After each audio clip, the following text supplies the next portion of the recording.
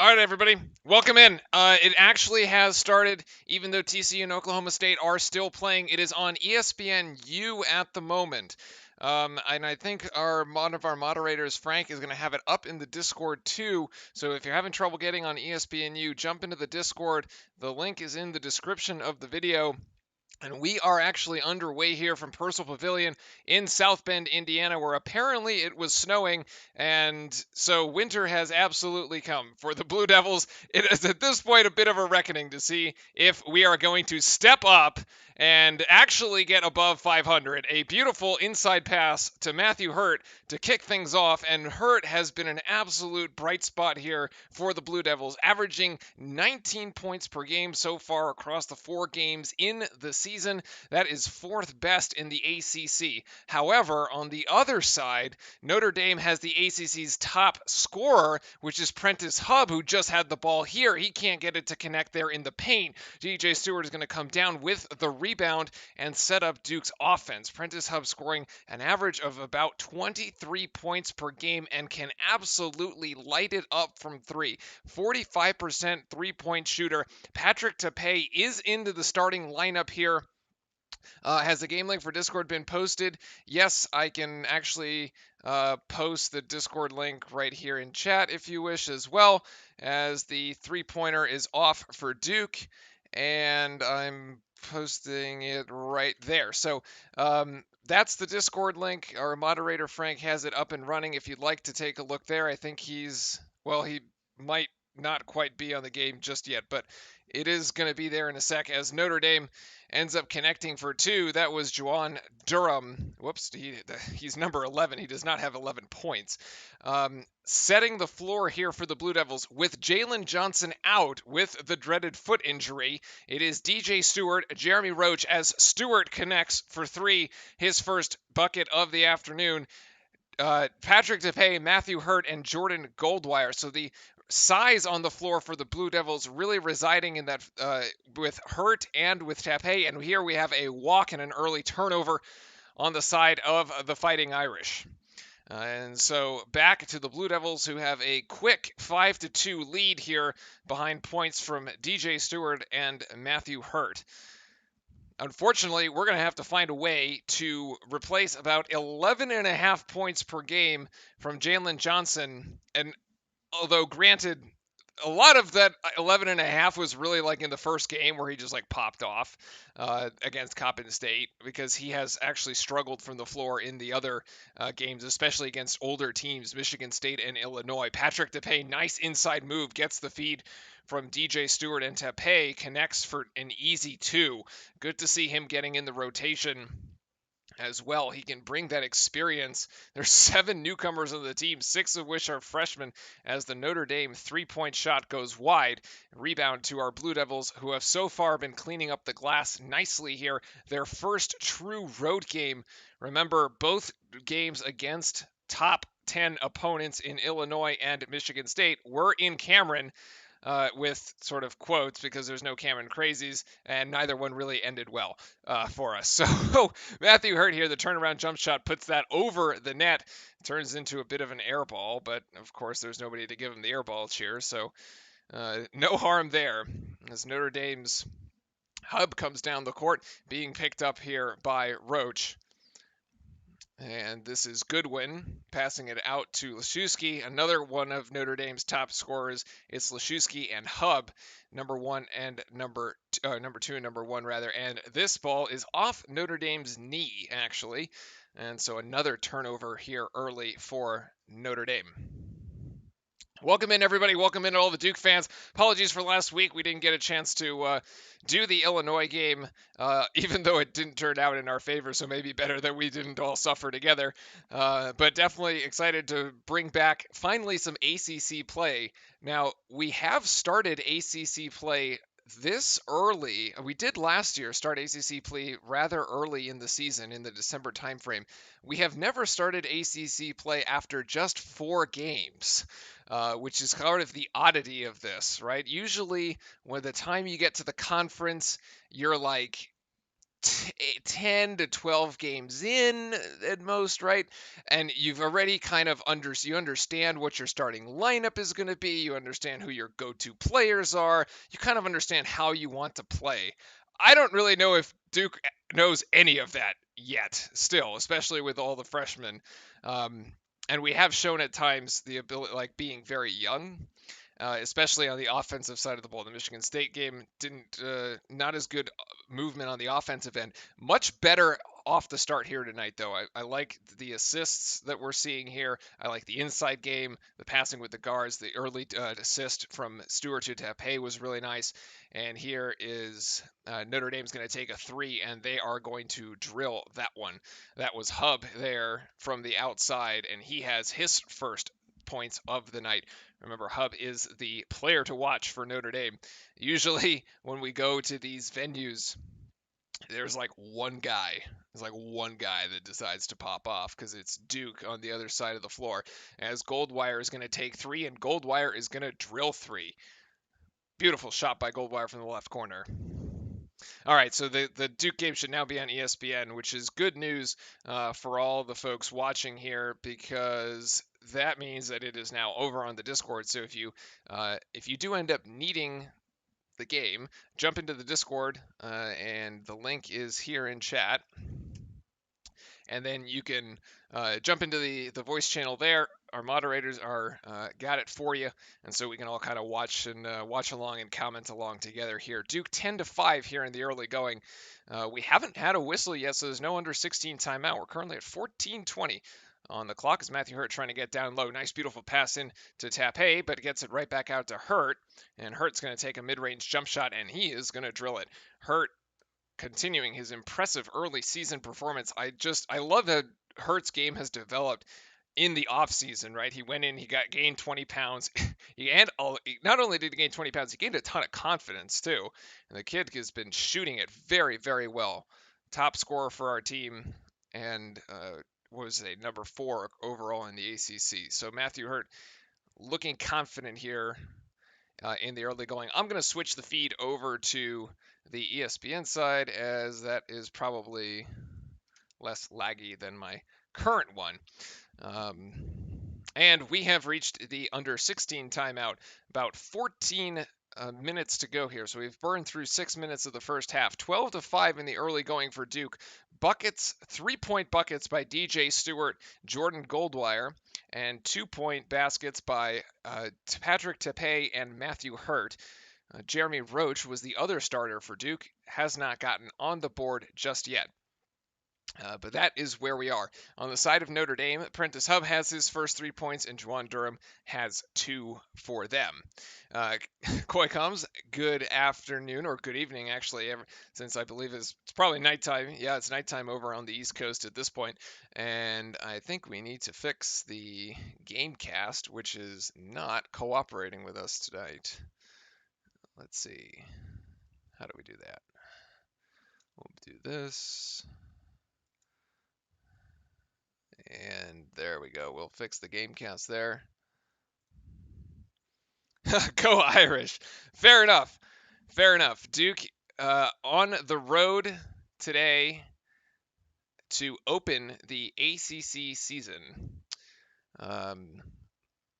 So fun facts, I suppose, as we have a quick commercial.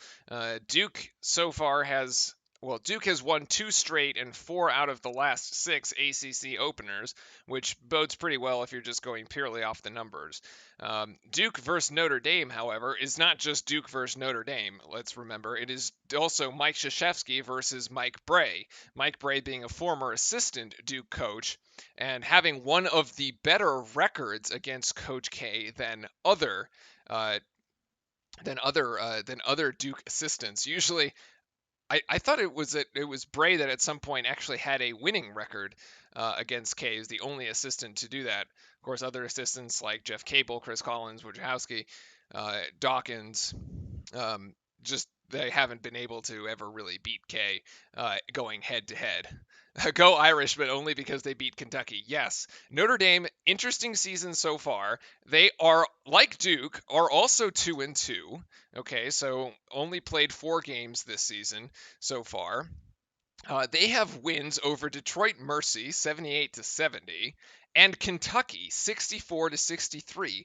But I'm pretty sure Kentucky has only won like one game this season. So like, okay, we've only won two, but Kentucky's in worse shape, so at least we feel better about ourselves for that. Um, Notre Dame has also lost to Michigan State, which we did as well, and Ohio State, and it was their Big Ten ACC opponent. Um, so it looks very similar actually to the Duke season. They haven't had a game finish within by more than 10 points. So all the games that they've played have been within 10. I would expect this game to be sort of similar in the sense that these two teams, anytime Notre Dame and Duke seem to meet, the game seems to be close. There's been a couple occasional blowouts, but nothing quite extraordinary. As two free throws by Juwan Durham end up going, we are back to the action here, and that is 7 points for Notre Dame. Yes, the big story, as the infographic is now on, is Jalen Johnson out indefinitely with a foot injury to be reevaluated in 2 to 3 weeks. Luckily, Duke does not play next week. It is the Christmas week, and then Duke doesn't play until the week after that. So we basically have 2 weeks until we will play another game as Mark Williams with a beautiful turnaround hook shot in the lane. My goodness, right in off the bench, and the productivity off the bench for the big man. Now, a little bit of a different look here at the under 16 timeout. It is Williams, Wendell Moore, Jeremy Roach, Jamin Brakefield, and Joey Baker. Notre Dame takes a deep three there by Cormac Ryan, who I somehow want to reverse his name to Ryan Cormac because it seems to make more sense, but it's definitely the other way around. As Jamin Brakefield hits from three, and I think Jamin has been a bright spot. If somebody's going to get minutes because Jalen Johnson is out with the foot injury, Brakefield, I think, has got to step up. They can play sort of similar positions and fill sort of similar roles. Obviously, Jalen Johnson is the NBA prospect, right? But Ryan there Leszewski hits the three right from the top of the key, straight down Main Street. But Brakefield is definitely, and the game against Bellarmine hit, what was it, 4 3-point shots? So Brakefield has demonstrated he's definitely got the range. As Mark Williams has a good seal there, but Roach turns it over, which is uncharacteristic. We'll get to that in a second here as Hub goes for three, and that shot doesn't quite go. Rebound down to Wendell, who has been struggling this year, trying to get it up ahead to Mark Williams. And that is an exasperating turnover for the Blue Devils, who had a run out and an easy 2-point basket, and Wendell Moore just threw it away. If anybody in chat can tell me what is wrong with Wendell Moore and tell me how to fix it, please, because I was like, me and all my Duke friends are at just we're just like at a loss. Like, the shooting has been horrific. Like, the passing, as we saw there, is not quite on point. I just don't know what to make of it. Like, he's gone in the wrong direction this year, and like, we need like the older guys to step up. It's been Hurt that's been doing all the work. But damn, like, it's almost like it's akin to hitting the freshman wall. Like, there's the expression that you hit a freshman wall. Like, freshmen sometimes kind of stall out when they get into ACC plays. Wendell almost throws it away again. Gave it right to the Notre Dame player, who thankfully threw it out of bounds for us, and we've hit the under 12 timeout here. So that was a quick sequence. But yeah, so you say like freshman players in like January or February will like hit the freshman wall or whatever, and that's kind of stall out. They have a couple bad games, and then by the time the tournament rolls around, they're like, okay. But like, Wendell's hit like the sophomore wall off the get. Like, it's quite alarming, I would say. I'm trying to even look like how many points he scored the other day against Illinois, because I'm pretty sure his shooting has been like 0 of 8, 0 of 9. Even against, like, not even Michigan State, even against like the not so high quality teams, right? I love how we are going to easily handle a team that Kentucky couldn't beat. It was down 24-2. So, and I like, everybody in chat before we started was basically writing the same thing. Like, I am super nervous about this game. Like, I'm pretty sure that is every Duke fan's sentiment at this point, because we're not really sure what Duke team is going to show up right now. And maybe we do easily handle them, but I am not willing to like go out on a limb and say that at the moment.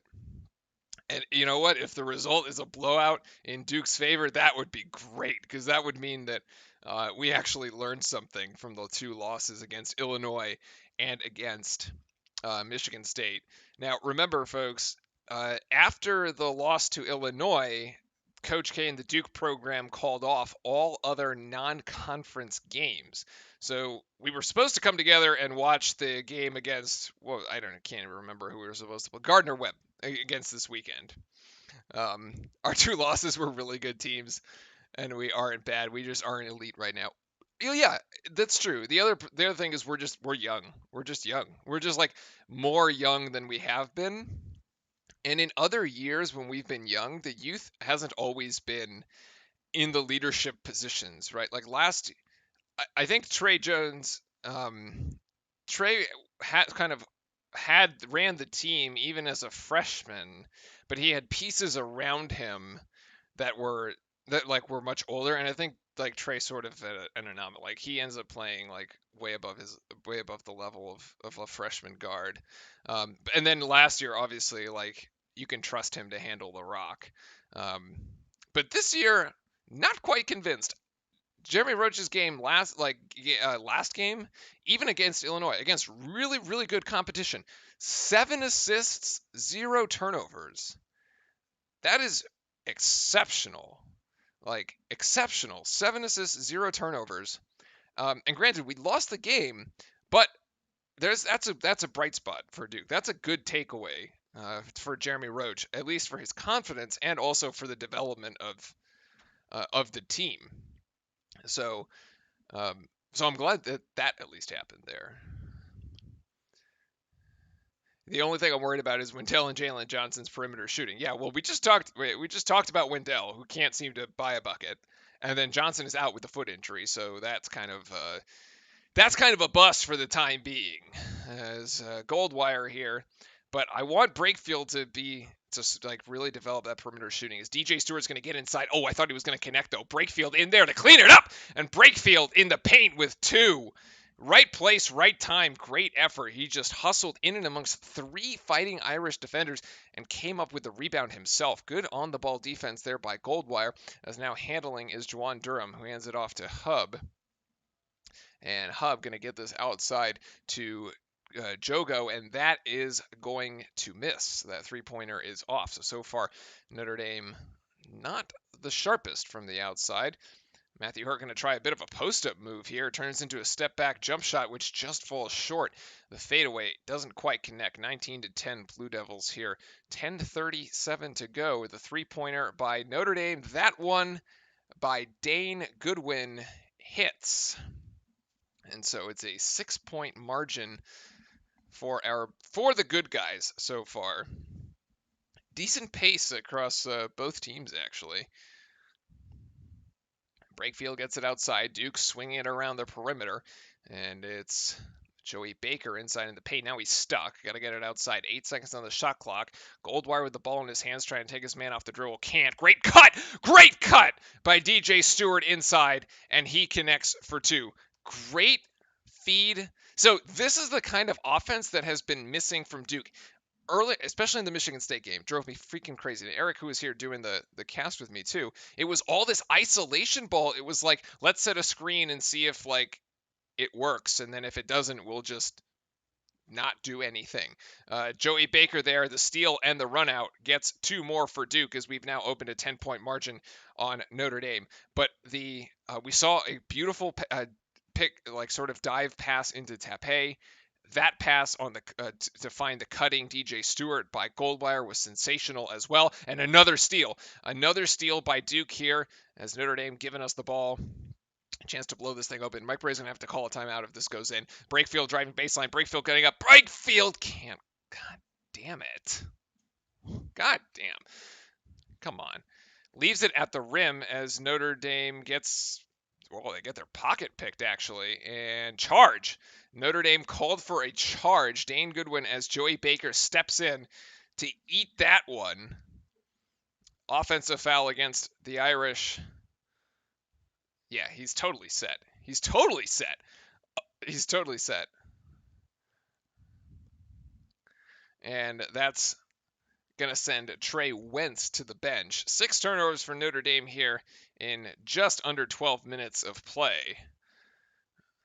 Roach, Stewart, Williams, Hurt, and Goldwire on the floor. So really, only size right now for Duke is Mark Williams, and that is a big 7 feet. And Williams at the top of the key here. Matthew Hurt down low. He has a size advantage here. This could work. And it's going to be a foul on the floor. Second foul for Notre Dame. Notre Dame actually one of the fewest fouling teams here. Notre Dame does not foul. Where's my stat? That's when like the person is supposed to feed me the stat in my head because it didn't work. Any sign of Wendell Moore? Wendell Moore has been on the court. He has maybe about 3 minutes of action, but he hasn't done anything. So, otherwise it's been Roach and Stewart, and Stewart's gonna go for pop for 3, and it's not gonna go. Rebound down to Hub, sorry, for Notre Dame. 8:20 to go here as Hub is gonna put up a tough contested 2-point shot, and that's gonna go. Wow, that was all right. Fine, if you really want to play that way, give it to him, I suppose. Yeah, great defense so far for the Blue Devils, especially with the active hands in the passing lanes. And Notre Dame has about 6 turnovers right now. We'll check the stats when we get the under 8 timeout to see how many of those are steals. Mark Williams there just has a size mismatch right now. He can get anything he wants. Dukes has got to go inside. That is just a quick turnaround and little hook there. He's right at the rim. I mean, once he gets the post position, nobody can beat him. Oh, great active hands. Notre Dame tried to go for the alley-oop play. Williams deflected it. Now Duke in transition, and Goldwire gets blocked. Probably a little too fast there, and that's the under 8 timeout as Duke currently leading by 10. Yeah, Hub is really good. Hub is Notre Dame's best player. And he's got 21 points per game and 4 assists, right? So Laszewski, Hub is, for those watching and following along at home, wearing number 3 for Notre Dame, and Laszewski is wearing number 14. He's got 16.5 points per game. Hub ends up actually being the 14th player in the country when you rank it by points per game, and is averaging about 4 3-pointers per game. He's got 1 tonight so far, and which is kind of shooting like 43%, which is really, really good from 3. So yeah, Hub tied for the ACC scoring lead. Definitely the player to watch. Definitely the player that we are going to have to keep in check if we're to come out of South Bend with a W.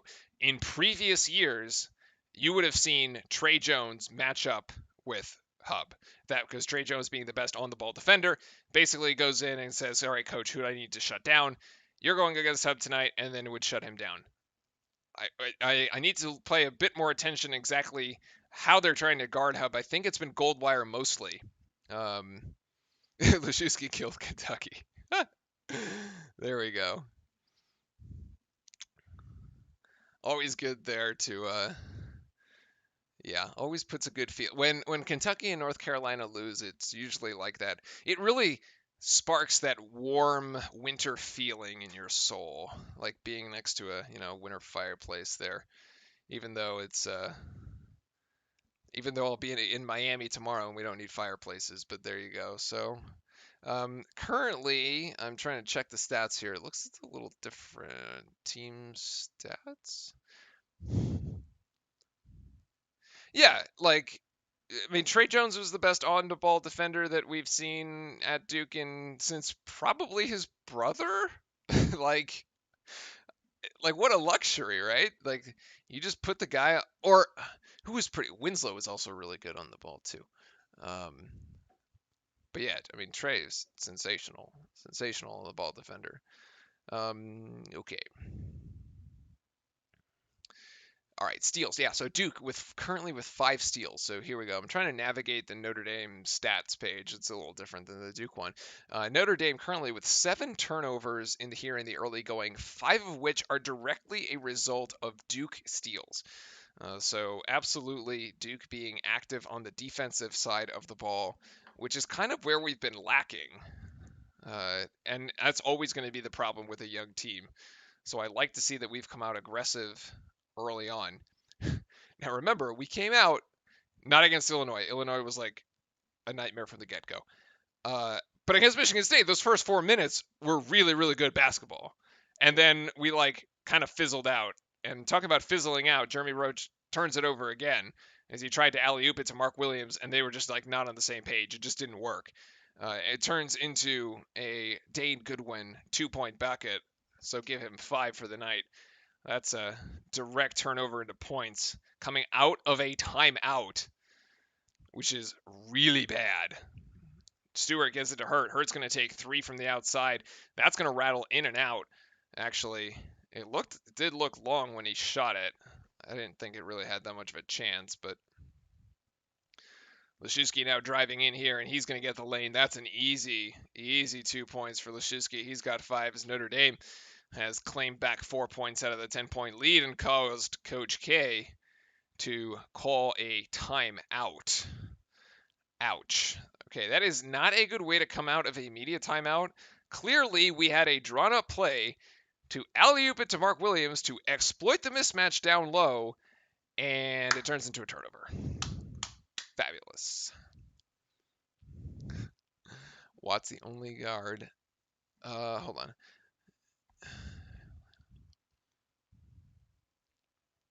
Oh yeah, the on the ball pressure. Well, the thing with like the more experienced teams like Michigan State is usually they have multiple ball handlers.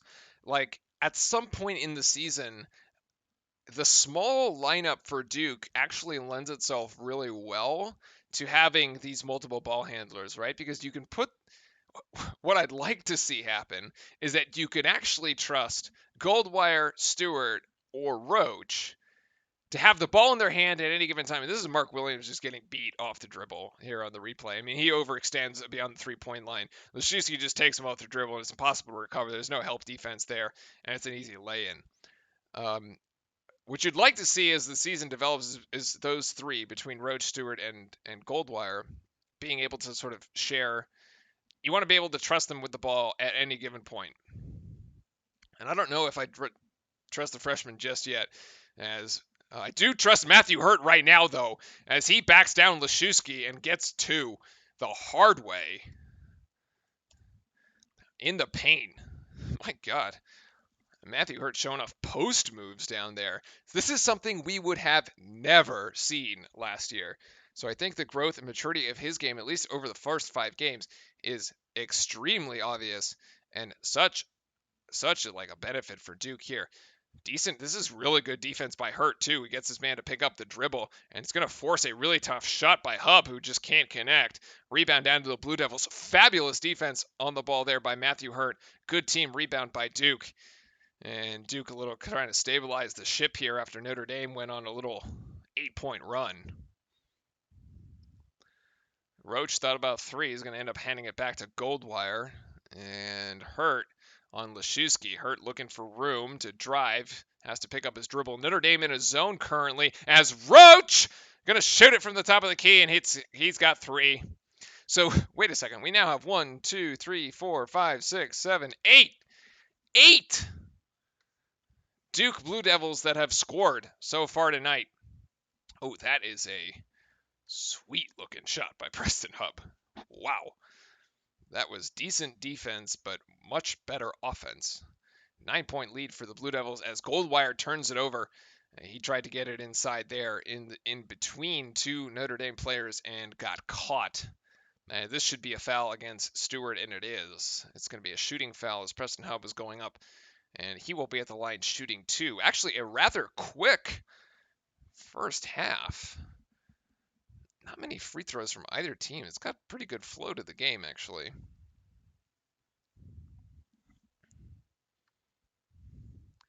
Yeah, both teams actually shooting it pretty well from 3. 4 of 8 for Duke, 3 of 8 for Notre Dame. They've been hitting them lately. Early on, Notre Dame was just not hitting at all as Preston Hub gets the first. Apprentice Hub, rather, sorry, gets the first. And he's got 8 to lead all, not only Notre Dame, but lead all scorers. DJ Stewart's going to take a seat on the bench, as is Goldwire. which will bring in Wendell and Baker. So it's Baker, Moore, Hurt, Roach, and Brakefield in for the Blue Devils at the moment as Hub gets his second. So 7-point margin here for Duke. Hurt once again trying to back down Laszewski, and Hurt's going to take a turnaround jump shot. Yes! Hurt will connect. 8 points for Hurt. I mean, this looks... It looks like I don't know if to call this Ryan Kelly, Christian Leitner, like this little turnaround jump shot in the paint looks silky smooth. He has definitely put the reps in here. Notre Dame going to go for distance. That hits front iron. Lands up in the lap of Jamin Brakefield, who just passes it off to Roach, who's bringing it down the court. Roach trying to set it up. Notre Dame back in its man-to-man defense, actually. As Roach trying to set up a play here from the top of the key. Wendell has got 14 seconds on the shot clock, so plenty of time. Wendell's going to go man on man and can't connect. He tried to take his man off the dribble. Got it up on the rim, but just wasn't quite enough. Good close out there by Baker to discourage the three-point shot. The 2, however, from Goodwin is still going to go.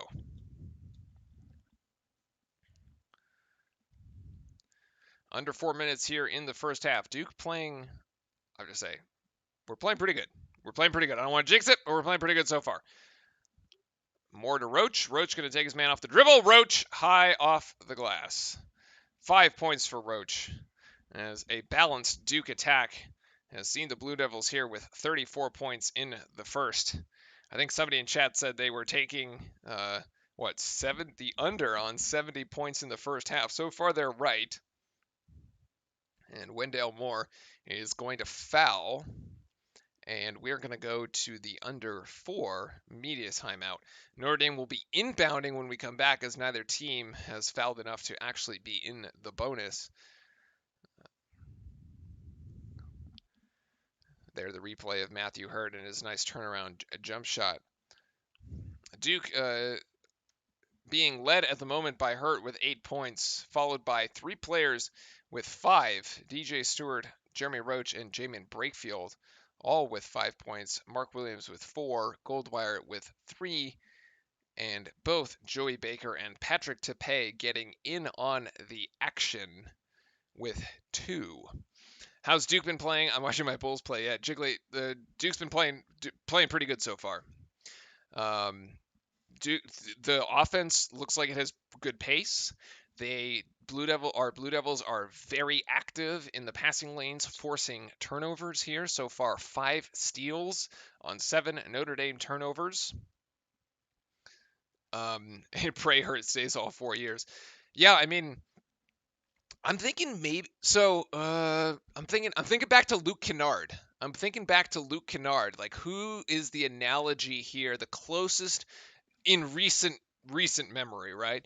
Closest analogy to Hurt in the Luke Kennard, where he stayed for his sophomore season, and he had this huge jump from freshman year to sophomore year, and he basically took over the team as a sophomore, and then ended up going to the NBA from there. So, while I do agree with you, I think it would be great if Hurt were a consistent 4-year player. He might, depending on how it plays to this season, it might end up being 2 or maybe 3. It might not go the full 4. I mean, the last 4-year player, like really, really significant 4-year player, of course, being Grayson Allen, right? For us. I know Javin and Jack White also played like 4 years, but Grayson being sort of the household name and really the star of the team that carried the teams that he was on. So it's been a little far in between since we've had real 4-year stars. We had a bunch of good 4-year players, but really high profile 4-year stars.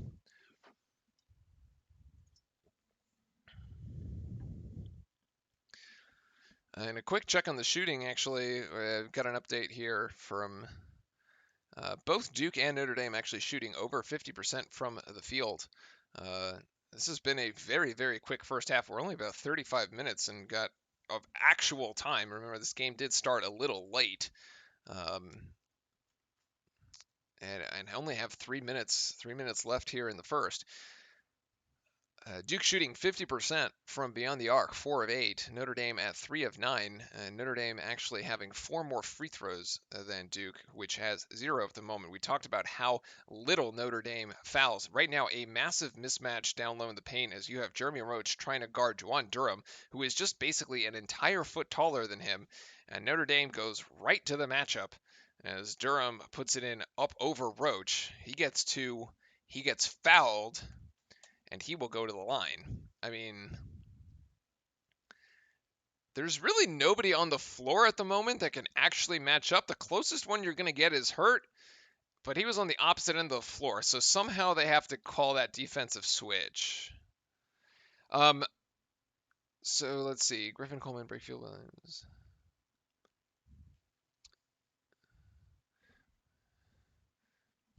Yeah. So like, yeah, I sort of agree. I think Williams. Yeah, you're right. Henry Coleman, who has had limited playing time.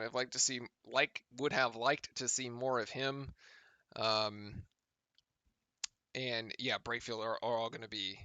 I think even when we did our sort of segment on each of the players, it was really Stewart, Roach, and Johnson that we were like highest probability one and done, and the other ones we thought would be multi-year players. As Roach has a three from the corner here, and Roach drills that one. Another three-pointer for Roach. That's his second here of the night. And did you see that Alex O'Connell can finally play? So I think that's related to the fact that all transfers are now eligible, or have been deemed eligible to play. I think I saw that news just today, actually. Notre Dame's shot goes wide, or without the need for a waiver. Right, Patrick DePay, he's a grad transfer, so technically he can play immediately. Goldwire here. Woo. Jordan Goldwire taking this man off the dribble for an easy two. Duke extending the lead now to 11 as Notre Dame's Mike Bray takes a quick timeout. Coleman is raw, so I don't think he's going to do much for it. Yeah, it could be. It could be. I mean, he's got the thing about Coleman. He's got the body, right? He's got the body type for it to just be big and take up space and just scrap and fight down low. Whereas Williams is much more like, tall and lanky kind of thing, but maybe not as much strength. I don't know. I don't know. It looks like Purdue, for those the Big Ten fans out there, has upset technically number 20 Ohio State 67-60 out there in the Big Ten. The quick timeout here by Mike Bray, which now he and the Notre Dame Fighting Irish find themselves down 11. 2 minutes and 10 seconds to play here in the first, in what has been a relatively clean first half. Only 4 fouls for Duke, on only 2 for Notre Dame. Um, right now, the ESPN showing the ESPN class rankings and the associated records of those classes. Kentucky at number 1 overall ranking at a 1-4 record. Duke number 2 at 2-2, and UNC at 4-2. I'd have to actually see what 4 wins they have. Anytime we see Carolina with wins, we get a little sus about the quality of their competition. But in any case, this is an offensive rebound for Notre Dame, which changes into a Goodwin three-point shot, and that extra opportunity ends up costing Duke 3 points as Goodwin's shot connects. Ohio State just received karma, then they canceled on UNC. Or I did see, what is it? There's a matchup this weekend though that UNC is going to play. UNC is going to play Kentucky this weekend, aren't they? That's, I think. UNC plays Kentucky now. Well, there you go. Yeah, exactly. Yeah. Something about how they're like realigning, like they're taking schools that have similar COVID protocols and it's basically like a 4-team tournament that was supposed to be played this weekend, and they're taking schools that have, oh my God, that's another 3-point shot by Goodwin, as 2 back-to-back 3-point shots by Goodwin have turned this thing into a 5-point game. It was 11, has just been erased in the last 30 seconds. Come on. 1 minute to go here in the first. Coach K not calling timeout, going to let them play this out.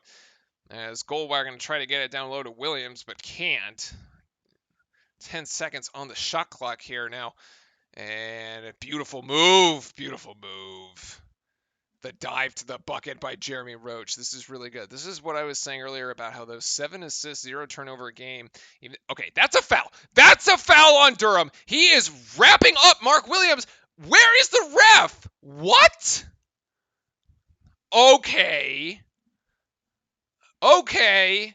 Just ignore the wrap up down low on the rebound. Sure. Jeez. 17 seconds to go. It's about a 4-second game clock, shot clock differential. Roach with the ball in his hand and Notre Dame with a foul to give. Notre Dame actually has 3 more fouls to give. Yeah, UNC lost to Iowa and Texas. They only beat Stanford. See, I was a little suspect of the UNC wins there. All right, Duke having to reinitiate the offense. Let's see if Notre Dame gives again, and they do. 7 seconds. I would expect Notre Dame to continue to give fouls. Basically, what Notre Dame is trying to do is get Duke to run some sort of offense to burn time off the clock, and then you foul them, so you have to get them to re-inbound the ball because you have plenty of fouls to give before they start shooting the bonus. And so basically they want to get it to the point where Duke only has 3 seconds to actually run a play, and so it makes things a bit more tenuous, right? As Jordan Goldwire is going to take 3, it ends up in that essentially. A sort of hasty shot by Goldwire without the ability to really set up a good offensive set. And that shot doesn't go. So 41-37 here. Duke by 7 at the break. We are winning by more than 2. Oh, no, that was the prediction. Skylark's prediction was 76-74. And whoever took the under on 70 points in the first half is not feeling good right now because there were 75. So there we go. I'll take that half. Yeah, Russman jumping in here in chat. I will too, actually. I think this was a pretty good half. It was played clean by Duke. Pretty much. Let's just look at the statistics here. Turnover. Where are my turnovers? Okay, 5 turnovers for Duke, 7 for Notre Dame. Most of those actually being unforced errors, as Notre Dame only has 3 steals, Duke with 5 steals, but the shooting percentage pretty good for the Blue Devils, 50% from beyond the arc, 5 of 10. I mean, that is a really, really nice 3-point percentage. You got to imagine that you definitely take that one for the entire game. Yeah, Purdue in control the whole game. And here, Oklahoma State TCU came down to the final buzzer as TCU was trying to win this thing. Basically at the very end. I'm trying to see how this actually ended. And they do. They get a 2-point shot with 7.6 seconds left. Oklahoma State with a desperation heave that doesn't go, and TCU comes away with the win. TCU, the Horned Frogs, 6-2 on the young season, 77-76 over OK State, Big 12 opponent. Yeah, when you lose a close one at home like that, that's never fun. Leading all scorers here for the Blue Devils, actually, it was Matthew Hurt for a while, but it's actually now turned into Jerry Roach. 10 points for the freshman, coming off a 13-point effort against Illinois. It was 13 points and 7 assists and 0 turnovers. Not as good in the assist and turnover department tonight, but looking pretty good in the points department so far. Following that is Matthew Hurt with 8. We have 2 Blue Devils sitting at 5 between DJ Stewart and Jordan Goldwire. I'm curious as to why we didn't actually see visitor stats. Much more of Stewart. Does he have 2 fouls? He's only got 1 personal foul. Only Blue Devils with 2 fouls right now are Goldwire and Hurt. No, sorry. I was looking at the wrong column. Nobody has 2 personal fouls. There's only 4 fouls for the entire first half for Duke. So it's a good ability to actually play defense without fouling, which is a nice change of pace. Yeah, no free throws for Duke so far. And again, Notre Dame went into that last minute with only 2 fouls, right? They basically gave away 3 as they were trying to stall our offensive set there at the end of the game. And yeah, we were done with the first half in 40 minutes. 40 minutes of real time, basically, which is really fast. Usually we you like end up budgeting like an hour at least per half, but yeah, we are slated to be in and out here pretty quick if the second half turns out to go as quickly as the first. 11 points off the bench for Duke, 20 of the 41 in the paint. Yeah, we are 5 of 10 from the outside, so shooting pretty well there. 17 rebounds, 3 offensive, and no, sorry, 6 offensive rebounds, 11 defensive rebounds for a total of 17. The Notre Dame side of the house, I want to double check. Yeah, Notre Dame has 1 offensive rebound. And unfortunately, that 1 offensive rebound turned into 3 points for them. And Dane Goodwin, despite Prentice Hub being the guy for Notre Dame, it is actually Dane Goodwin that is leading in the point total with 13. Just want to double check that I have only, yeah, that's accurate. I have only 4 Notre Dame players having scored.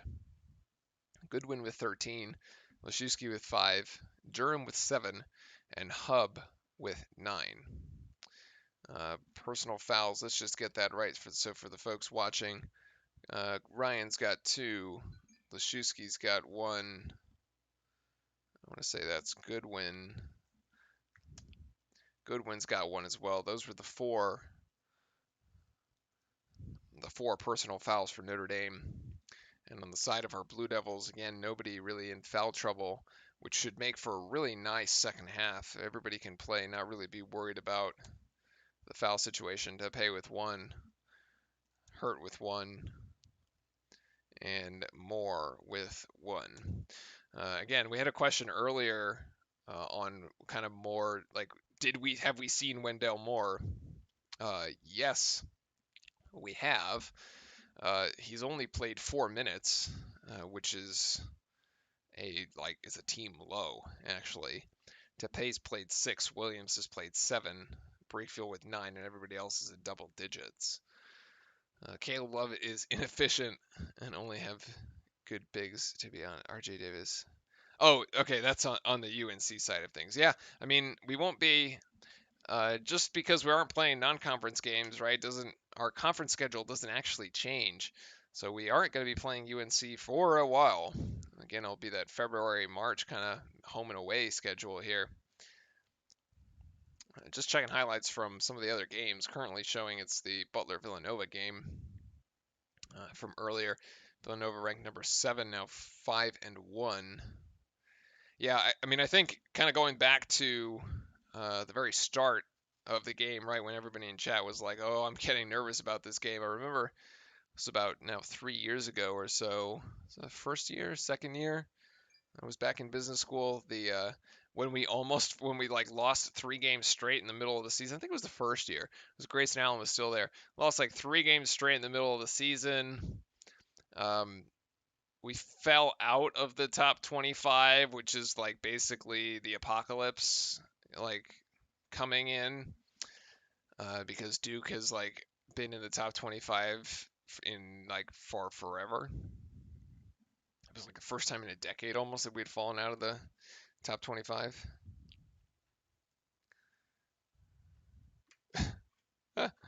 Eric saying he probably would have attended this game because it's not very far.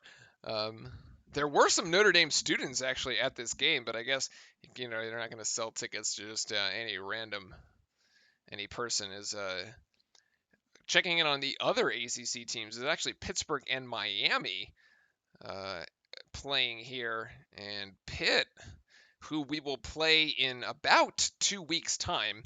We have a Wednesday game against Pitt and then a Saturday game against Florida State. Once the Christmas holidays are over, again, there will be no more games until then. Pittsburgh 5-1 in the season takes the game against Miami 70-55. And I know if my brother is watching here, he's watching his Richmond Spiders, which did beat Kentucky early on, and they are so far putting on a show. 4-1 on the season, but I guess everybody at this point has beat Kentucky. But not to take anything away from their win, but maybe, you know what? We'll just say maybe they were the ones that started the Kentucky slide. Richmond looking good here in the A10, 78-67. Takes the final against Vanderbilt. And I think we'll be coming out of the. If we don't beat Syracuse by 20, we'll be upset. If we'd there's I guess a few teams. I feel like we say that about just about everyone, to be honest. I think there were people in chat saying, if we don't beat Notre Dame by 20, I'm going to be upset. I'm like, it doesn't always work out that way. Notre Dame's games have all been close. All within 10 points this season. And you saw how quickly they can come back. They can get that 3-point shooting to spark here and give them a spark. They were right back in the game.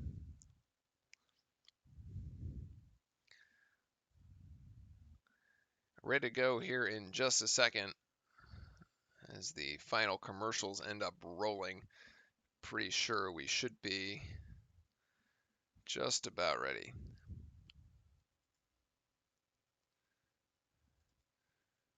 Let's see, what else have I got? I had some other stats, I think.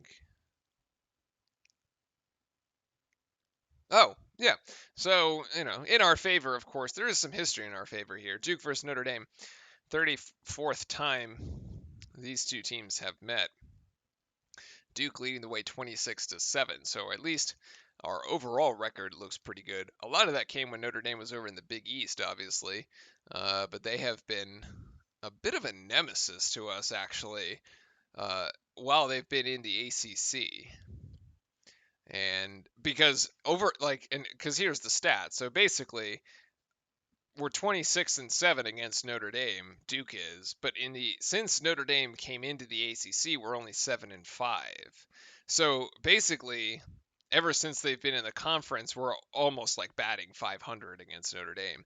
And I just feel like every year we end up splitting this crazy home and away.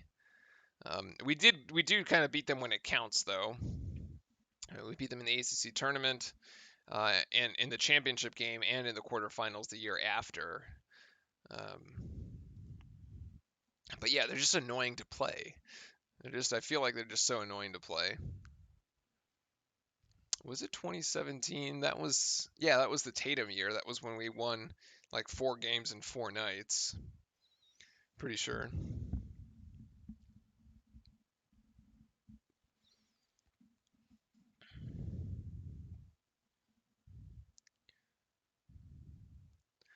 Be taking just a 30-second break and be right back as we get ready for half number 2.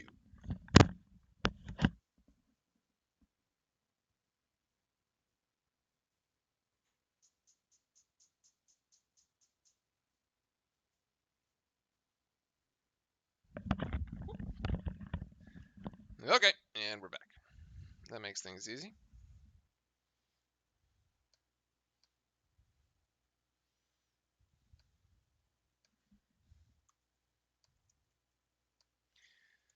Previous fouls are 4 and floor. Whoops. Huh?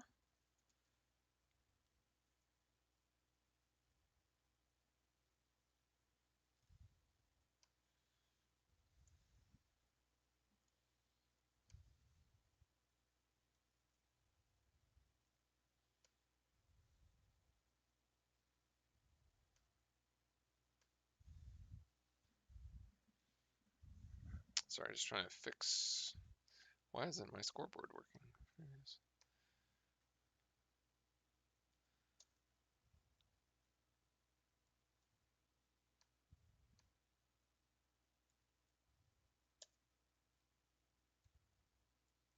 Oh, I know why. Just gotta. There we go. There, fixed. All right, I'm predicting about 1 minute before we come out of halftime because I'm pretty sure it started at 6:45. So.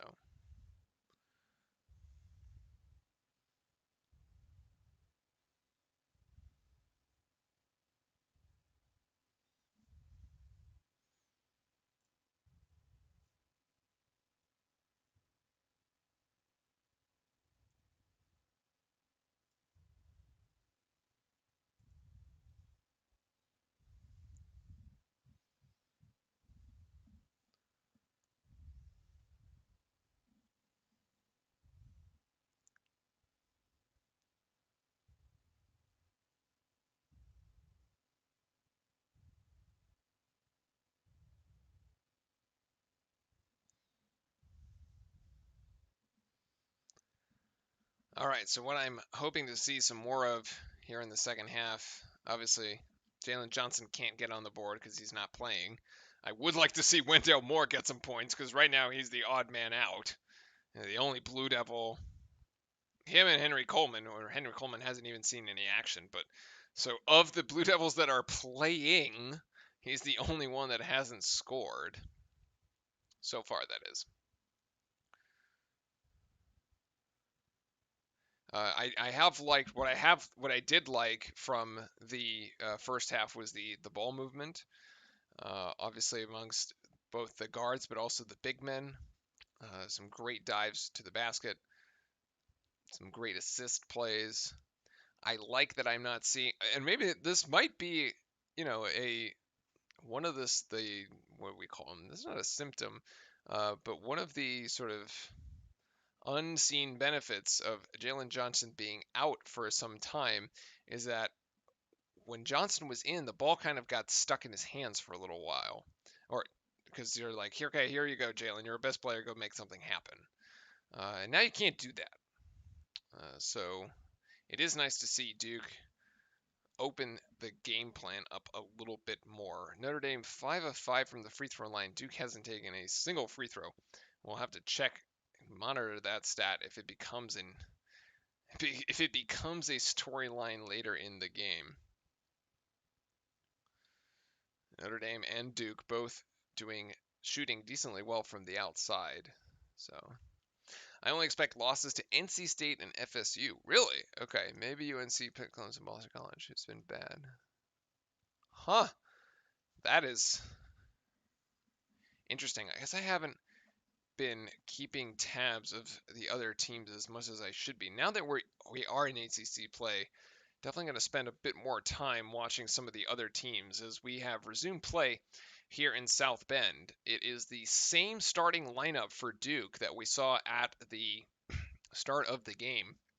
So we've got Tape, Hurt, Goldwire, Roach, and Stewart in the game here, and Hub is going to pull up for a three-point shot, but Stewart is going to get called for a foul on the floor. So the shot is no good.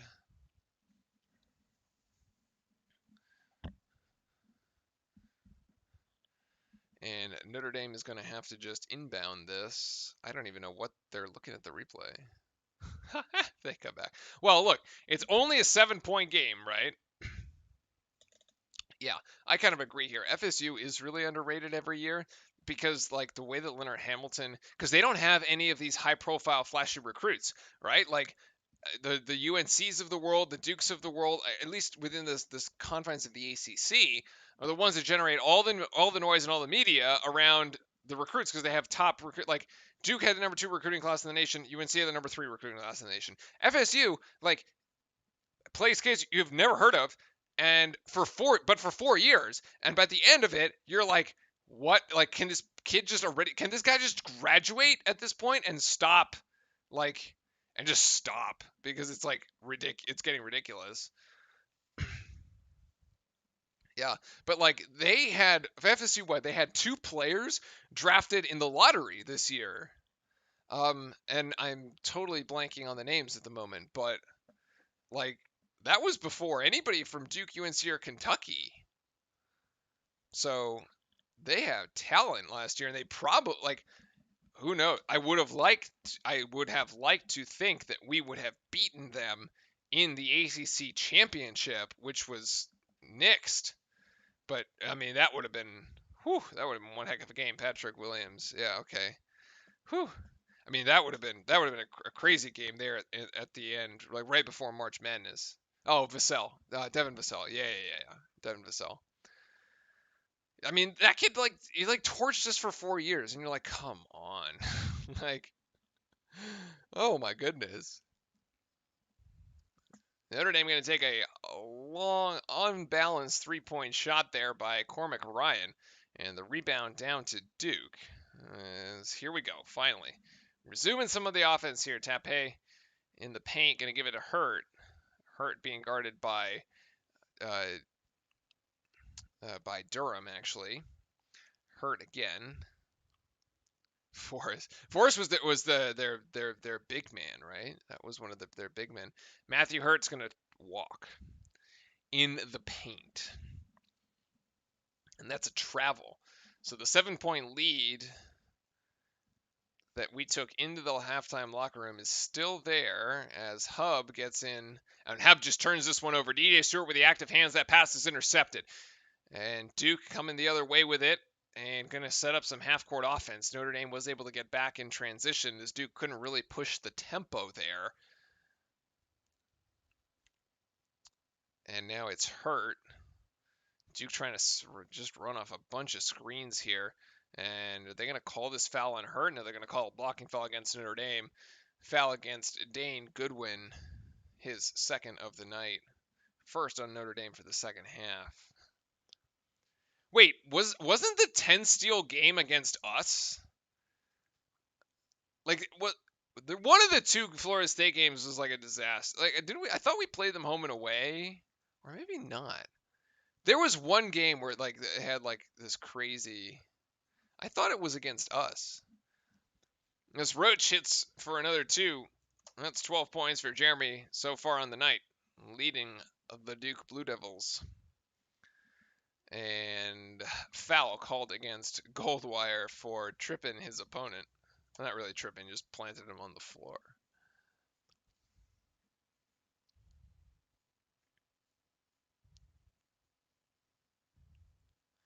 Roach 2 for 2 from 3-point range and 12 points tonight.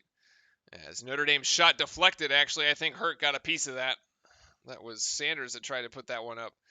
And the deflection is Stewart from the outside, rises and drills it. 8 points for Stewart as Duke now opening the lead here, getting it done. This is good. This is good. 7-point lead has become 12. Duke almost gets another steal there. Notre Dame's just being loose, fast and loose with the ball at the moment. And they are going to go to the free throw line on that one. That's Laszewski as he converts the bucket on the dive to the hoop. Stewart just faking like 2 passes to Roach and then decides, you know what, I got this. Bucket! I have no idea what Tape was doing there. Either you help or you don't. But like this in between something just fouls the dude. Okay, he had 8 against us. It was like something ridiculous, right? You're like, come on. As Tape down low gets blocked. Actually, it would have been a very, very nice pass from Jeremy Roach, but Tape can't finish. Laszewski does get Tape gets back down on defense and Hub for 3. Hub is in and out. Rebound down to Tape as now the Duke Blue Devils are running. And Goldwire is going to take this one himself. Yes! Goldwire dropping it in the bucket. 7 points for Jordan. J-Wire. It's Duke now with the 12-point lead. Come on, get us stop. Oh, great hands by DJ Stewart. The hands in the passing lanes have been sensational tonight. The Duke defense is out to play. This is great. This is a recipe for success. Right now, I am feeling not as worried about this game. Although, granted, there's still a lot of the game to be played. But the Duke defense is playing really, really good. 36 points so far only on the night for Notre Dame. As Duke in their man-to-man here. Goldwire is going to foul. What? Come on. That is a cheap call. That is a really cheap call. Patrick Tape could have stayed away from Duke. Well, no, it was like on that play, like I was saying, like either you commit to playing help defense on the dude or you don't. But if you go halfway, you always foul. So like either commit or don't. Like let him have the 2 or foul him really hard so he doesn't get it. But like being this wishy-washy thing is he gets the 2 and he's going to get the foul. Notre Dame's 3-pointers wide by Ryan. As both Williams and Hurt are down low in the paint. Now Williams thought about rising up for 2. He's got 10 seconds to shoot. Actually, now Stewart with the ball has got 6 seconds to shoot. He's going to drive in. Give it to Goldwire. Goldwire going to get it out to Roach. Roach going to go deep for 3. Can't get it to connect. Rebound down to the Irish. that possession also kind of stalled. I think they were trying to get it inside and they couldn't, and they had to sort of bail. Bit of a broken play. Had to go to plan B as Roach is going to foul Goodwin on the drive. I wasn't sure about Roach's positioning. If you look at the replay again, you're going to see Roach. He's playing Goodwin's right, but he has help to that side, so I don't, unless I'm missing something here, I don't understand why he just gave him baseline. Like, and nobody was there to come in and help. I don't. Okay, that play's gonna be a mystery to me. Oh, Nemar from Florida. Yeah, actually, that would have been really good too because there is a Duke Florida connection. The coach at Florida at Gators Florida is the son of the athletic director of at Duke, Mike. This is Mike White. Kevin White's the Duke athletic director, but his son Mike runs the head is the head coach of the basketball program. So there should have been an inside track to being able to get that one. I don't know why Daddy didn't come through for Duke here as Brakefield tries a really tough up and under, and it's actually Matthew Hurt there to clean it up. I thought Brakefield, like, high chance of traveling there, but gets away with it. Goodwin's got 16 on the night. He's the leading scorer for Notre Dame. Leading scorer across both teams, actually. And here, Baker playing some defense on Leszewski. And Goodwin is going to drop another three. Wow, Goodwin can't really miss at the moment. Wow, he's got 19. As the Duke lead is now 8. Wow. Joey Baker getting an earful here from Coach K about defense. Yep. Goodwin's going off. We came into this game saying watch Leszewski and watch Hub, and it turns out that it's Goodwin who almost has 20 points so far on the night. It's some guy. At least if we held their stars out, I guess it's still a recipe to win, right? If you hold the stars out and then, or hold them down rather. But damn, this is an under 16. This is the under 16 media timeout here at the moment. It's a bit of a longer timeout. Go ahead and check the stats for you here. Notre Dame's shooting percentage from 3 has dropped as a result of the poor shooting here in the second half. They're only 1 of 5 in the second. Yeah, it's exactly. It's exactly right. Like, the defense is designed in such a way, and this has been true for years, right? Like when we talked about how Trey Jones used to play on the ball defense, you basically put your best defender on their star and say, somebody else is going to have to step up and beat us. And sometimes either one of two things happens. The star says, I don't care who you put on me, you're Duke, I'm still going to beat you. Or somebody else rises up like randomly and you're like, wow, okay, that guy had a night. Yeah. Yeah, and then exactly what happens is like, well, that guy had a night he's going to tell his kids about the time that he beat Duke. And so I guess good for him and bad for us. Because it does happen when certain players just pop off. It is not fun to watch. But yeah, the Notre Dame shooting cooling off here in the second, especially from beyond the arc. Still shooting a decent clip from 2, though, 48% total. Duke, however, with 55% so far on the night, 22 of 40, and 6 of 12 from beyond the arc. So a nice 50% flat there for the Blue Devils.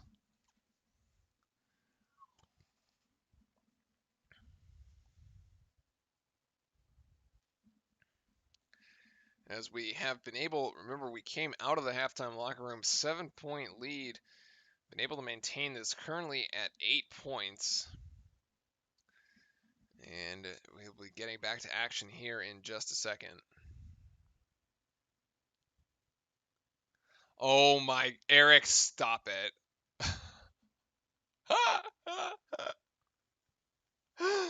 Oh my goodness. Claps in chat for Russman and the jokes, maybe? Does that actually work if I do the Can we do the clap emote? Clap. Yep, there we go. Claps in chat. Claps in chat for Eric. Duke setting it up some offense here after the media timeout. Roach, Stewart, Brakefield, Baker, and Hurt. Hurt has like played almost every minute here as Baker takes a dive to the basket. Couldn't quite come up with it. It's just slightly too strong as he tries to steal the pass there. And Notre Dame here with an opportunity to cut into the Duke lead. And they do.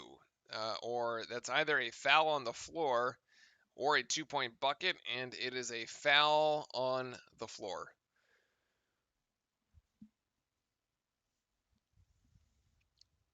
And another timeout. I don't know who called timeout there. I thought we already hit the media timeout. That's odd. Yeah, this is a foul on Brakefield here. His first. That foul was called before the shot. So there will be no shot. Wendell Moore still looking for his first points of the night. Trying to look at minutes here. How do I see minutes? Oh, that's not good.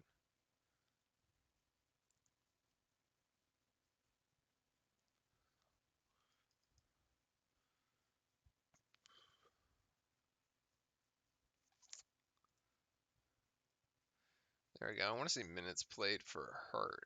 24.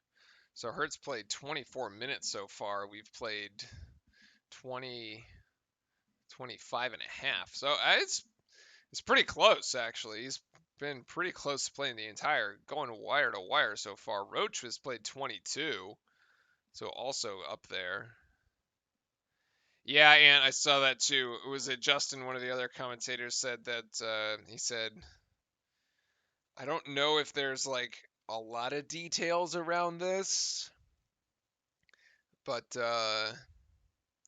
actually, no, it was Eric who called it out. Duke women's basketball pausing has tested for positive, has 2 positive COVID tests amongst the women's basketball program. Now, I don't know if, we do know that on the men's side, they let everyone go home for a few days after they canceled the non-conference games after Illinois. Coach K came out and said that they were letting the players go and see their families and such. And I assume they did all the testing needed to be able to carry on with this game here. I don't know if there was something similar on the women's side, or if they've just sort of kept playing and it's been as a result of just sort of the natural course of events. Yeah, but it was a little concerning. They don't really share facilities though, and I doubt that they would. Yeah, I don't know how the protocols have worked at Duke. Although I do know that the men have their own. The men's basketball team has its own complex, if you will. I don't think that is shared by other teams. All right, getting back now, and here we go. Notre Dame's Dane Goodwin to inbound with his 29 points. Okay, you can stop showing us the Jalen Johnson graphic. We get it. Yet another Blue Devil going out with a foot injury to add to the laundry list of Blue Devils who have gone down with feet injuries in the last decade, going all the way back to 2010 to Kyrie Irving and his toe. And then I was trying to think of like what other ones, and I was just like, wow, there's like too many to count. Like Ryan Kelly's been out. That was the other one. Emil Jefferson with foot injury. Zion Williamson had an injury. Like now Jalen Johnson has an. I mean, like damn. Didn't Trey Jones at some point also have a foot like every Duke player has had feet problems. I don't know what it is, but it seems inevitable. Like it just seems inevitable.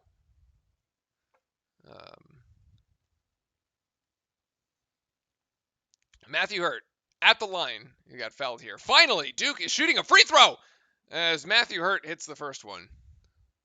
It only took us 26 minutes, but we're finally here, chat. We're finally here, team. We are at the free throw line. We are at the free throw line. And Hurt has made them both. The first free throws for Duke. 10-point game here. 14 minutes to go. Goodwin working on Hurt. Gotta get the ball out of Goodwin's hands. Let's see if Hurt can do it here. And he does actually. What? What? They called that a foul on Hurt? Are you... Whoa. What a bailout. Because that was a turnover. Are you kidding me? Oh my goodness. Is Notre Dame's going to shoot for three? And they're going to... I mean, damn, there goes my mouse. Like, what was that? What a gift. Was that Cormac that hit three? Like, oh, give me a break. A gifted foul that should have been a turnover turns into points, as that is a travel by Matthew Hurt, but it doesn't go and not called. DJ Stewart leaves the rebound short. Damn, guys and gals. Goodwin trying to get it to Leszewski down low, being worked on Wendell Moore, and it's Ryan again back down trying to repost on Moore, and that comes up short. Wendell with the rebound. Nice rebound, Wendell. Duke has numbers here and can push. Wendell decides not to, as Matthew Hurt's got to put that on the floor. They don't call a travel there. And K almost takes his mask off there on the sideline, calling out play. Duke's going to set up the half-court offense, as that is absolutely a hold on Notre Dame's Trey Wentz. First foul for Wentz, as Matthew Hurt was trying to get the ball down inside to Brakefield, who had great positioning. If Brakefield, that's exactly what Wentz needed. This is really the only thing Wentz could do at that point. If Brakefield catches the ball, he has a dunk. He just puts it up and dunks it. Like, no question. No question.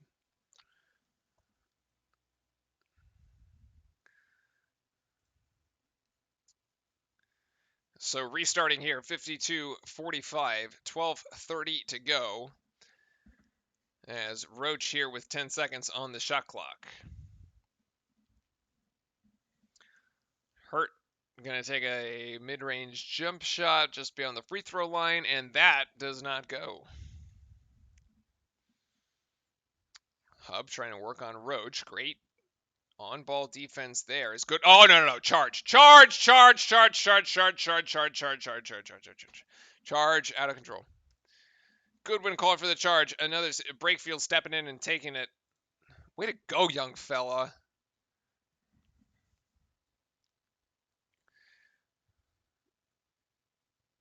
Well, let's not look at the replay. Because the replay is a little sus. That is, that reverse angle is like Brakefield is sliding his feet. From the natural camera angle and from where the ref was, it looked like a charge. But from the reverse angle, I think it may have been that Brakefield was actually sliding his feet there. But you know what? I'll take it, as I don't particularly mind. And Wendell's going to try for two. That is just too difficult. Wendell, drive to the bucket! As Brakefield is going to force this ball out of bounds. Notre Dame will retain possession, but we have hit the under 12 media timeout.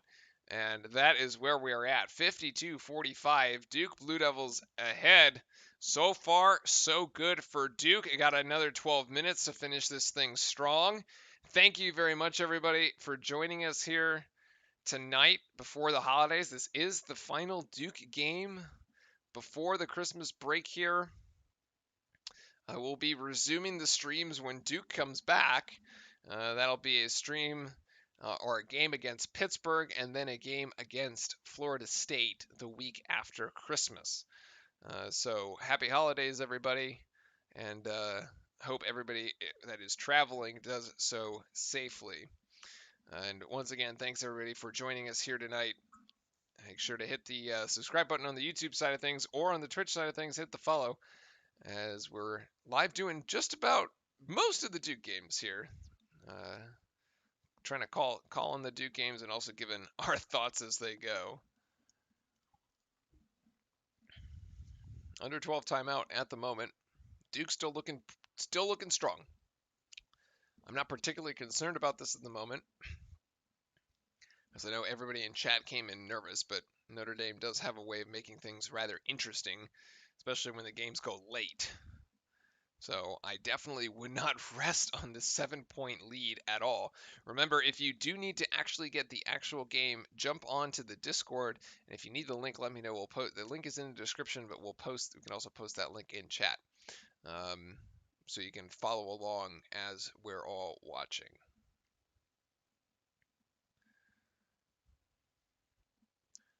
Gonna end up coming out of the under 12 timeout here in just about 30 seconds.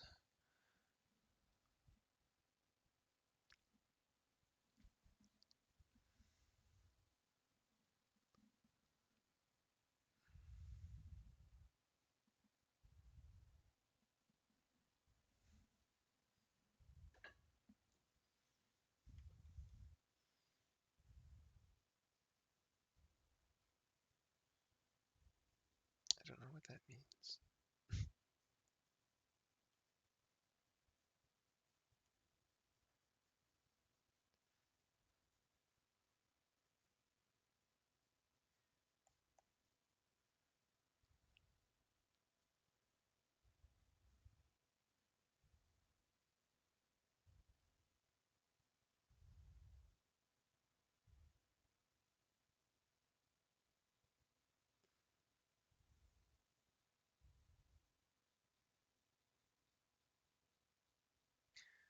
Coming out of the timeout in just a second here.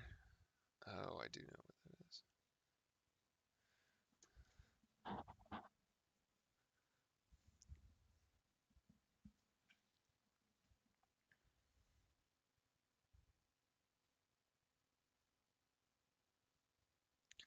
Notre Dame at the free throw line, definitely getting the better of it.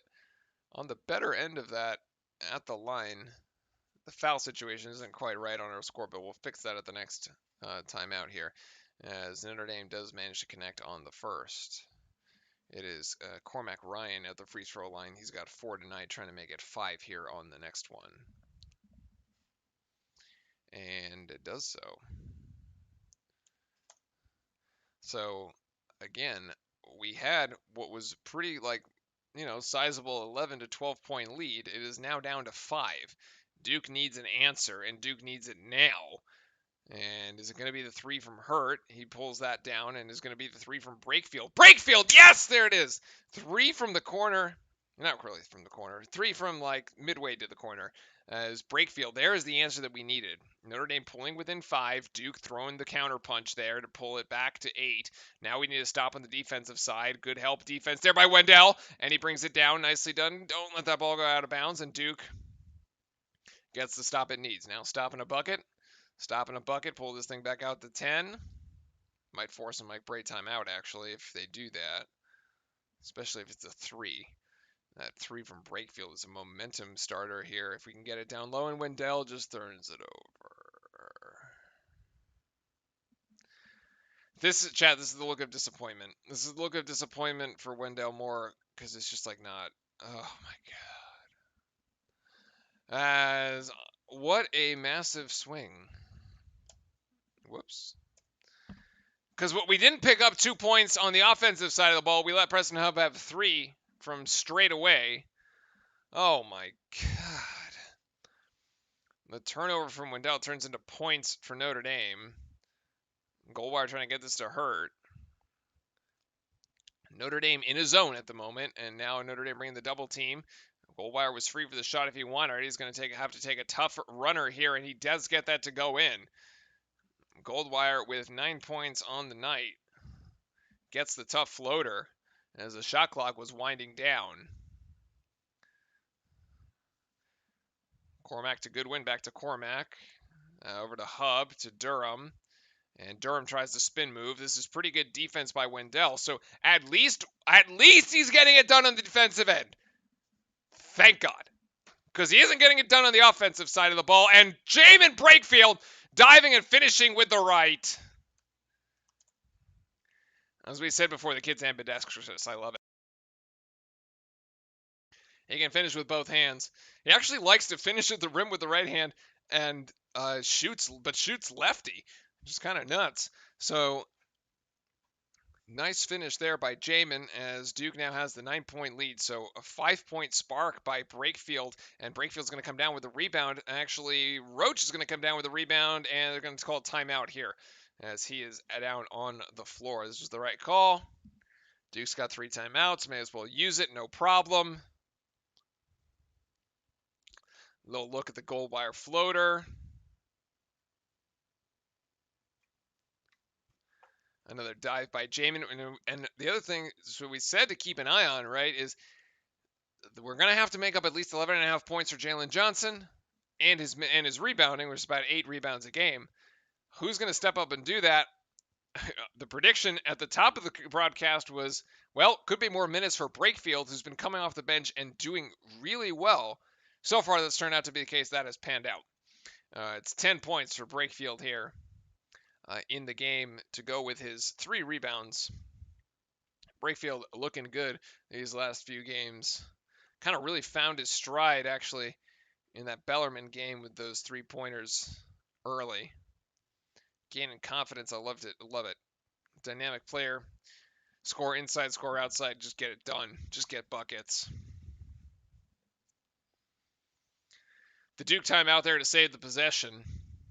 And Blue Devils are ready to crank this here. Let's see what Coach K has drawn up when we come out of the timeout.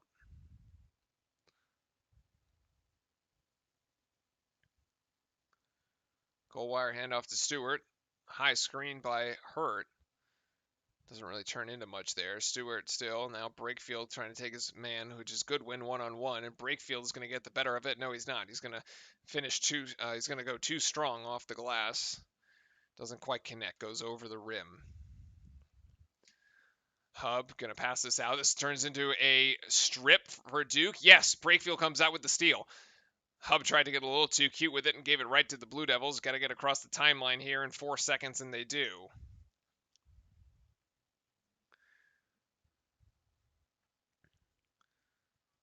Hurt screening at top, and it's going to be Stewart for 3. Bingo. Book it. Stewart for 3 as his man loses him, and that is a huge momentum 3 as Duke has extended the lead to 12. Notre Dame got within 5. Duke said not so fast. And here we go. Another stop and bucket here is definitely going to prompt a timeout by Mike Bray. Stewart 3 of 4 from beyond the arc with 11 points so far tonight. The Duke 3-point shooters are getting it done. And here is Ryan from the outside. That shot is no good. Notre Dame trying to rebound this one, and Matthew Hurt comes up with it out of the scrap heap as Goldwire going to bring this one down the floor, and the Duke Blue Devils are going to set up the half-court set. Nothing in transition. Nothing easy. Brakefield looking for Hurt down low. He's trying to gain post position. Hurt with the turnaround jump shot. Silky smooth and a beauty.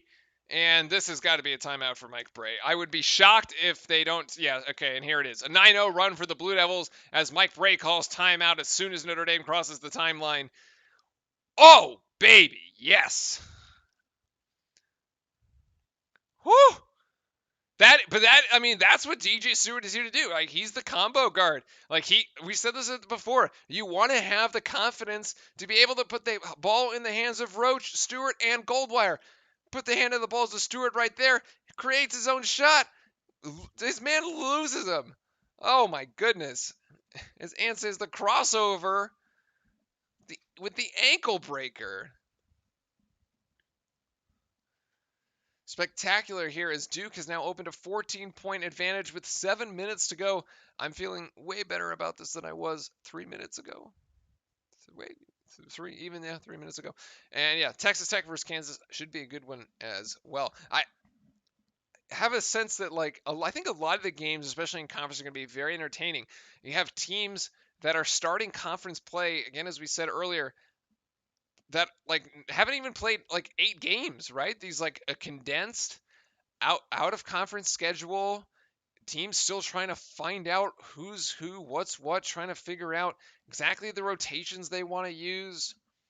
And so you get this like we talk about any given Sunday in the NFL, is any given weeknight here, especially within conference teams that play each other multiple times a year, and haven't quite been able to get all the reps in yet. So crazy that first that crazy dunk in the crossover. So I agree. So far, that crazy dunk was from the Bellarmine game, and that crossover here. Unfortunately, I have to catch a flight right after this game, so I will not have time to post highlights. But that would have been part of it for sure. As this timeout from Mike Bray, I believe, has turned into a media timeout, as it was taken under 8 minutes here. Quick check on the stats here across both teams. Duke still shooting at a blistering clip of 57%. That is, oh, sorry. They're shooting 57% from three. 4 of 18, which is better than our overall shot percentage of 53%. We're shooting better for three than we are just in general, than we are from two. Is Notre Dame going to inbound here? 7 minutes, 17 seconds to go as Duke has opened a 14-point lead here in its ACC road opener in Notre Dame. And I just spilled water everywhere.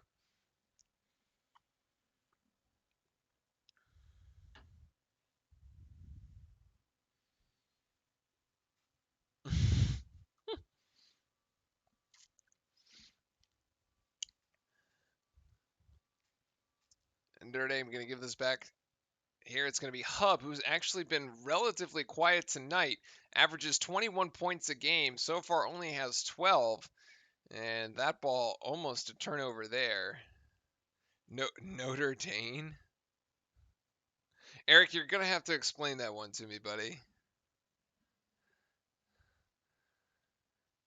And an easy lay-in for Goodwin there. 2 more points for Goodwin. He's going to have 21 so far on the night.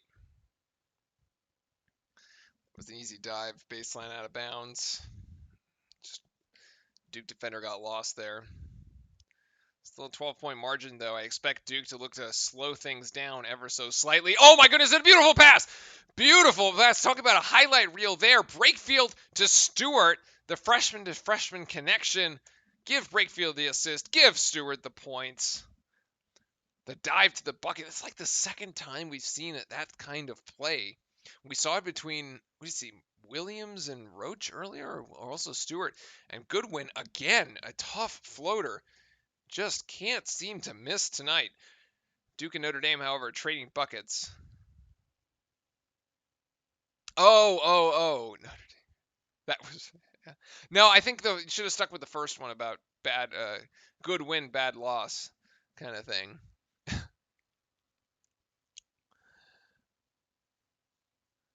Roach now handling the ball at the point. Duke going to take every second off the shot clock that it possibly can. And this is actually going to reset the shot. Should reset the shot clock to 14 seconds, I think. Oh, what court vision by Brakefield to find a cutting DJ Stewart. That is clinical. Actually, it won't reset the clock. Duke with 6 seconds here to shoot. Gonna get it in to Hurt. Hurt's going to try to go one-on-one down low. Hurt, another silky, and automatic. This looks automatic from Matthew Hurt here from inside in the paint. It's like not even that he's finishing with flashy dunks. He's taking what the analytics would say are like the wrong shots, right? These are like mid-range, like 5 to 8, 5 to 12 foot jump shots. But he's nailing them. He's nailing them. He just has the muscle memory is working here. It looks really good. Yeah, dropping 30 in a loss. Was that Goodwin that scored on that one? Who had that? 23-7. I'll have to correct the stats here in a sec, but oh, that was Wentz. That was Wirtz. Sorry, not Wentz. I'm thinking like Carson Wentz, but it's not. It's Wirtz. 2 points there. Under 5 to play now here from South Bend, Indiana. Duke trying to inbound, gets it to Matthew. Again in the paint, the step back turnaround jump shot, and it goes again! It goes again! I mean, this is crazy. Yo, was it Ant was saying earlier that I hope we beat Syracuse by 20. That kind of shot is a zone killer as DJ Stewart comes up with the steal and the run out and 2 easy points for Stewart. This has got to force Notre Dame to call timeout again, but it's going to be their final timeout as Duke is now pushing this thing out to 16-point lead. Stewart with the acting defense of the passing lane. Another steal. We've seen this all night. What we haven't seen is them turn the steal into the points, and DJ Stewart finally gets it. Another highlight play here for Stewart as Duke is now firmly in control, and it actually is going to be an and one. He got fouled on that. Stewart to the line, and he will complete the three-point play the old-fashioned way. Give Stewart 16 points on the night. Second in scoring for the Blue Devils. Matthew Hurts got 18, well on his way to 20. Goodwin's going to put up 23 currently. He might put up 30. It's not going to matter. Duke with a 19-point advantage here, and it's just blown the game open in the last 3 minutes. This is a spectacular play. The Duke is getting it done on the defensive end. We talked about that earlier too. It just looks really, really solid defensively. I don't know what Kay told them, but they looked locked in from the rip tonight, as that is off Notre Dame as they get an empty trip here, and Duke threatening to go up by more than 20. I think somebody said the over-under was like 140. Duke is going to score enough points to get there. Notre Dame might not. Oh, yeah, okay, wait. It should be 73. I don't know. They gave Duke 2 extra points for some reason. That was weird. Roach to Hurt. Hurt's going to put in for 3, and that's going to go front iron, rebound out to Notre Dame. The shot was short. And looks short off the get-go, too, as we've now ticked under 4 minutes here.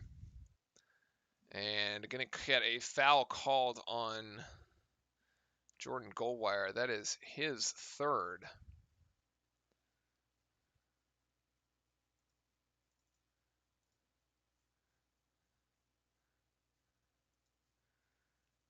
Just want to make sure that the fouls are correct here. It's one for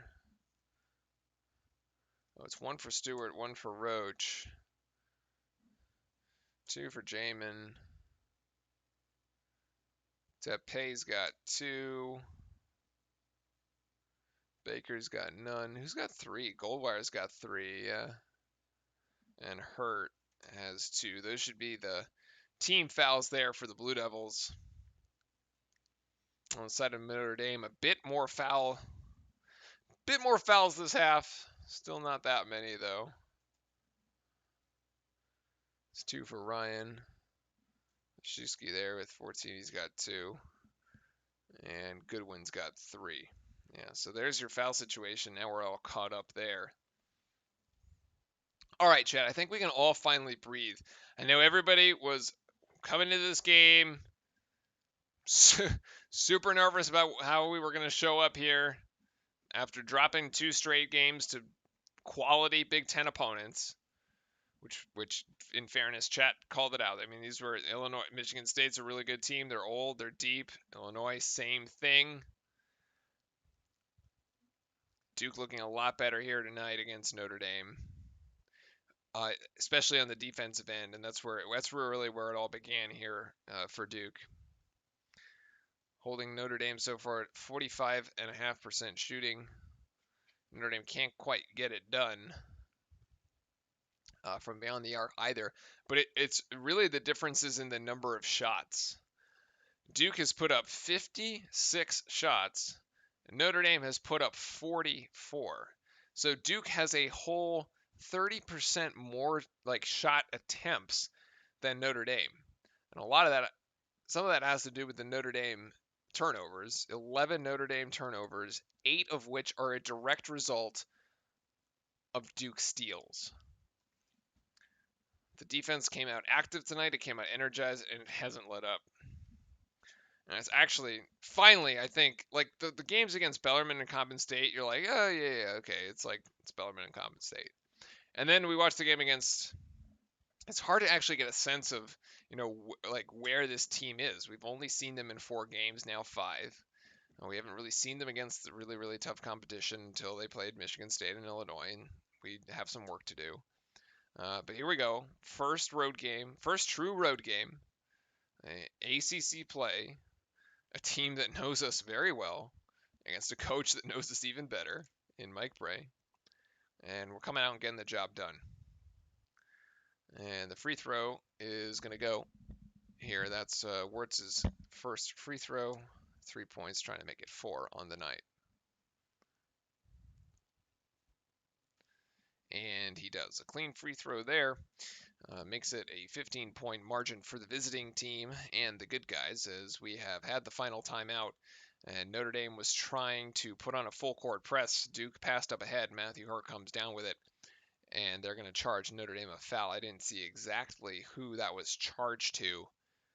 But Duke not in the bonus yet, so we will just simply inbound.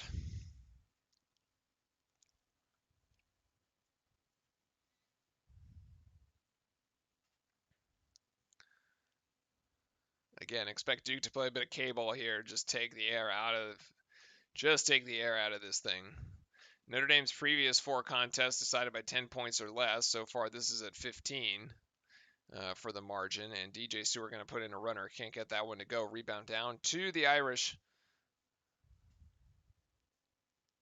Last Notre Dame foul was on number 12. Thank you.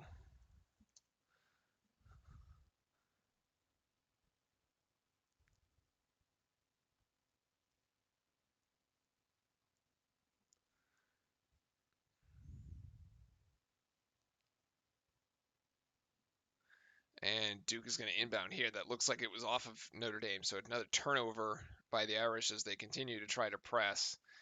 Again, Duke putting its ball handlers out on the court right now. Roach, Stewart, Goldwire, Brakefield, and Hurt. Any one of those 3 guards can handle the ball.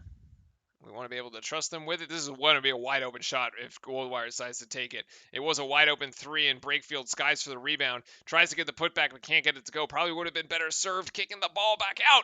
Taking off another 30 off the clock, but doesn't do it. And so 2:26, clock still ticking. In the hands of Notre Dame at the moment. Hub, who's had a relatively quiet game for a 21-point per game score. He's only got 12 right now. Notre Dame trying to go underneath, and Wirtz muscles it up and in. 13 points is the advantage as the full court press is back on after the made basket. And Roach draws a foul as Wirtz gets him across the body. And this is enough actually to put Duke in the bonus. So 1-1 for the time being for the Blue Devils. They just forget Saban exists. Wait, they mentioned him, like Dick Vitale had him in the top 4. Like, granted, I'm not listening to Dick Vitale, so like I don't know what he actually said, but I figure it was like something nonsensical. Yeah, Stewart gets from the free throw line, front end of the 1-on-1. He's got 17, going for 18 right now.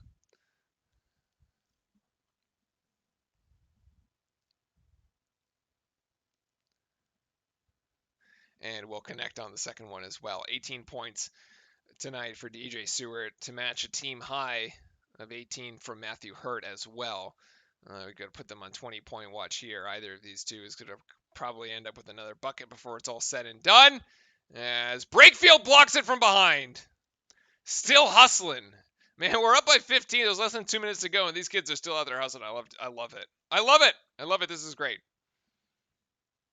This is a Duke team we're definitely proud to watch here. Notre Dame kind of waving the white flag here at the moment, kind of laying off the guards as we're just killing time on the clock. Minute 30 to go, 10 seconds on the shot clock. Roach getting it to Stewart. Still a little bit of play around the perimeter. 5 seconds. Stewart's going to dive in and get called for a charge. Yeah. Oh, they said Dabo Sweeney. I thought it was in order. It went K, Belichick, Saban, Popovich, and then Sweeney. And like I thought that they were like doing it in order, but I guess they just talk about Dabo Sweeney. I don't know. I feel like Dabo Sweeney generates like more headlines and memes than Nick Saban does for whatever reason. Saban seems to be a more reserved kind of fellow. Goodwin looking for options here. Words down low. Actually gives it up, and it's actually going to be Goodwin on the dive. Again, 25 points tonight for Goodwin. All for naught, however, at the moment. Hold that thought, Ant. I'll be right back.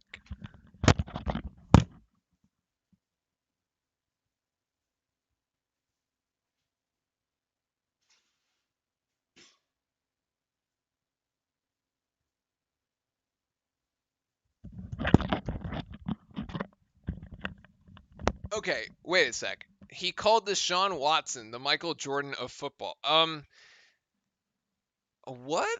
Like there's like an internet meme from The Last Dance with like Michael looking at the tablet and just laughing. Like that's what is needed right now. You know the like if you watched it, you know the one I'm talking about where he's just like, "Really? Like what?" The only Jordan-esque player in the NFL is Brady, who has 6 rings as well and more finals, and like more finals, Super Bowls, if you will, right? Like six, it was a 6-3, essentially. What? But that's what I'm talking about. Like this is like Dabo Sweeney is like a walking meme with like the things that he says. Like that is like that's ridiculous. Like no, I don't know how you could actually say that. And I mean, I guess if you're the guy's coach, sure, but like, yeah, no. Any objective observer who isn't like who hasn't gone crazy as featured on last week tonight, sweetie. Gronk is Pippin. I don't know. I don't know. I mean, um, Tom's had a lot, sort of a rotating cast of folks, right? Well, it's two with Gronk. And then the defense helped him out early. I don't know, Vinatieri 1-1. They were doubting game back. Oh yeah, I mean, come on.